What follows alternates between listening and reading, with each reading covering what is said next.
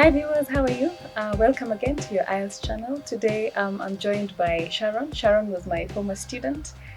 So Sharon, you might want to introduce yourself. Yes. I'm Sharon Siura. A former student A and former student and a friend. and a friend. Ah. Have known Joyce for quite some time now, and when he was my teacher, and then now we're like really getting along like friends at this point. And yeah, I'm glad to be here, and I'm excited about what we're going to talk about today. Great. Yes. So Sharon, maybe just to begin with, why did you decide to do IELTS? Yes, so I decided to do IELTS because I wanted to pursue, or I want to, in the process of applying for masters abroad. So one of the requirement was you have to have an English language in IELTS or TOEFL, and so I did some research, and then I decided I'm gonna go with IELTS, and that was IELTS Academics. Yeah, IELTS Academic. That was exactly what was needed. Great. Yes. So in maybe just a minute, you can give us your experience. So tell us about your experience with the IELTS exam. Yeah, that's really interesting because at first I was thinking that it's just an English exam like any exam that we did in school, in high school. But it's a bit different, but also it was interesting, and the exam basically for me, I'd say the reading part was a little bit challenging because of the time. But I also realized that if you know how to handle it earlier, then it made it a bit easier, because I don't know how I would have done it if I didn't train with you, or know how to skim through, how to read through, what to look for in those passages. So it made it easier for me to go through it. And what I did was that I started with the ones that were a little bit difficult, and then I went through the ones that were more easier for me to do. I realized actually when we were studying that reading was most challenging for you, because for speaking, listening, and I think writing, you're just sailing through so smoothly. Great. Okay, so maybe just a tip for the reading exam, just one, for anyone who might be struggling with their reading, just one. A tip, okay. For me, I'd say skim through it and be fast. I think it's all about timing, because also they have a paper where you need to transfer your answers, and so if you don't transfer your answers there, then basically you lose marks. So I think you need to be very fast and precise, and get the points. Instead of reading through the whole story, just skim through it and get the main points that is needed. So go as fast as you can, get the main points that is needed. I think that's because you realize there are people who might want to read the story to understand, and so they waste all the time there, and they don't have enough time to transfer the answers, right? Exactly. Great. Yes.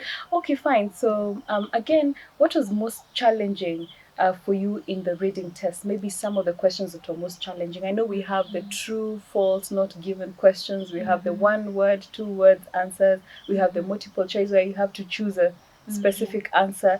Maybe what was the most challenging part in the reading test?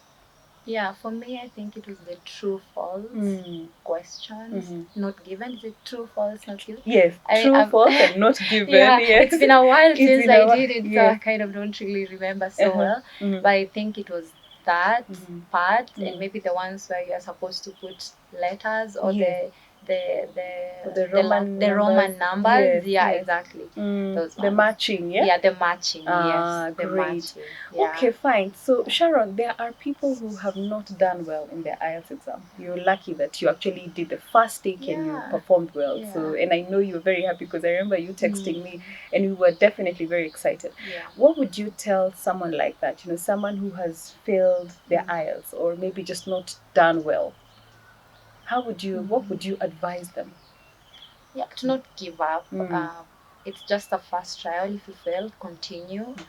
It's not the most difficult thing in the world. It's something that with good practice and like let's say a good tutor like you here, then definitely you'll also, I feel for me, I feel like I got a lot of confidence like when you tutored by someone, like unlike studying by yourself, you feel more confident because you have put time, you know, you have put extra time aside to actually do that. And so I went there feeling more confident, and I think that really worked out. And so so back to the advice, I just say read and don't give up, go for it again, and definitely you'll succeed. You will do it, eh? Exactly. Yeah, I know it would definitely not be very, because you didn't fail, so really it wouldn't be, I don't think you're in a position to really advise someone who has failed per se, because it's an experience you didn't want to have. And I remember you were so diligent because you used to come here very early and then leave sometimes very late.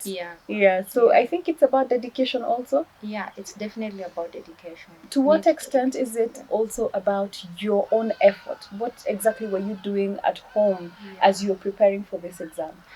I was doing a lot of online, like YouTube, especially for listening. There's a lot of videos in YouTube, practice videos. And also for speaking, I was looking at a lot of videos where people are speaking and just familiarizing yourself with, what they're doing or how they're doing it. And also, I mean, when it comes to reading, I was getting a lot of material from you. And writing, I think that's one part where you can't do by yourself actually, because you need to get the feedback, because you need to know, if that's actually, we had a lot of problems in writing. Yes, I remember. Yes, I remember. So I think in writing you definitely need some guidance. You need some guidance. And I think for speaking, I would find people have issues with confidence because it's not about, like you said, not the right or the wrong answers. It's about how you converse, is it? Definitely. Yeah, please advise someone who's struggling with their speaking for IELTS. Just anything you might want to tell them. I think for me, I mean, I'm not that perfect, but I'll say that for speaking, it's more about confidence. And I saw somewhere actually when I was still practicing that it's almost more like how you're talking to a friend. The only difference is that this person is not giving you feedback. You're not asking them questions. They're the one who is asking you. And so I think it's all about just being confident and just expressing yourself and just having fun with it, like a fun conversation. A natural conversation. A natural conversation. Like, don't take it like an interview, like too serious and too stiff, just like someone asking and you're, but it should be, even your hands, even the expressions, nodding, like just doing something to be more natural. I think when it's more natural, then even the confidence just flow. And even if your points are not actually, you're not delivering good points, but you're making it more natural, then even the listener, you see even their body language, they're like actually listening to you. So again, we also have something to do with reading, ensuring that you're reading extensively. What exactly are you reading? Because there are people who don't read and then they're put on the spot. What exactly have you been reading in the recent past, So maybe you might want to say something about reading. What is it that you choose to read just as you wait for your IELTS exam? What is it that you can maybe, what do you read? Newspaper articles? What do you read really? Magazines? Because you can't read a novel? People who cannot read novels. I think basically, as you said, it's just anything that you read in the newspaper, anything, even if it's just read posters every day. English. As long as it's English. As long as it's English, and even watching movies in English, because there are people who might want to watch who are watching movies in their local language. And then that can also affect the way they communicate, right? So thank you so much, Sharon. Guys, I know you're learning that it's very important to have confidence for the 4 language skills, whether it's your listening, reading, writing, or the speaking exam.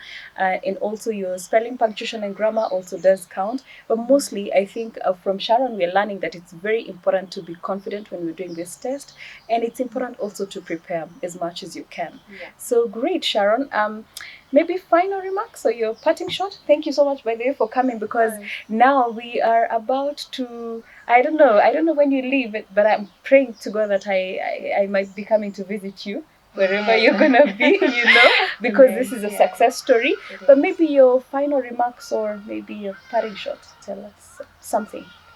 And you can look at the Me on the camera. spot. Yeah. Okay, I Mhm. think my final remarks for doing IELTS is just to prepare well. I mean, it's just like any exam you can do, and every exam you need to prepare. You need to put in work, you need to put in effort, you need to put your time on it, and you need to also believe in yourself that you can do it. Just go there with that confidence and believe that you can do it. Pray, put God first always in everything, and yeah, it's not that hard. It's easy. Thank you. I love the part that you talked about prayer. Thank you so much. Yes. So great. Thank you so much, viewers. I hope you got some tips here and there, and I will see you next time. Cheers. Thank you. Bye.